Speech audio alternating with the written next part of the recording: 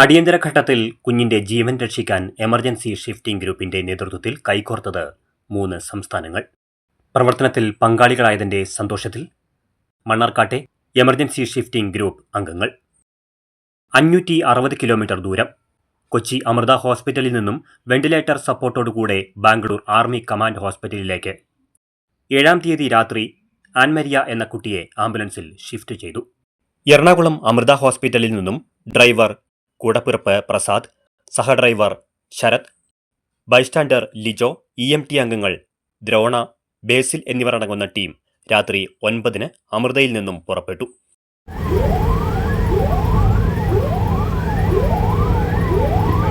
Ambulance വെളുപ്പിന് 4 മണിക്ക് Bangalore army command ഹോസ്പിറ്റലിൽ എത്തിച്ചേർന്നു.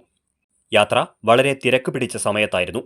എറണാകുളം, തൃശൂർ, പാലക്കാട് വഴി തമിഴ്നാട്, കേരളം കഴിഞ്ഞയുടൻ തമിഴ്നാട് ആംബുലൻസ് സർവീസ് ടീം, മറ്റു ഡ്രൈവർമാർ, സന്നദ്ധ സംഘടനാ പ്രവർത്തകർ എന്നിവരും പങ്കാളികളായി. സഞ്ചരിച്ച മുഴുവൻ സ്ഥലങ്ങളിലും ഒരു തടസ്സവുമില്ലാതെ കടത്തിവിട്ട് അതുപോലെ തന്നെ കർണാടക സർവീസ് വിഭാഗവും.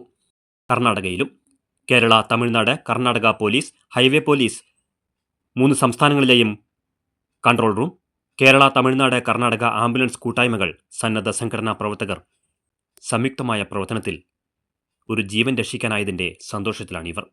എമർജൻസി ഷിഫ്റ്റിംഗ് ഗ്രൂപ്പിന്റെ ഷിയാസ് മണ്ണാർക്കാടിന്റെ നേതൃത്വത്തിലുള്ള എമർജൻസി ഷിഫ്റ്റിംഗ് ഗ്രൂപ്പ് അംഗങ്ങളാണ് സന്തോഷം പങ്കുവയ്ക്കുന്നത്.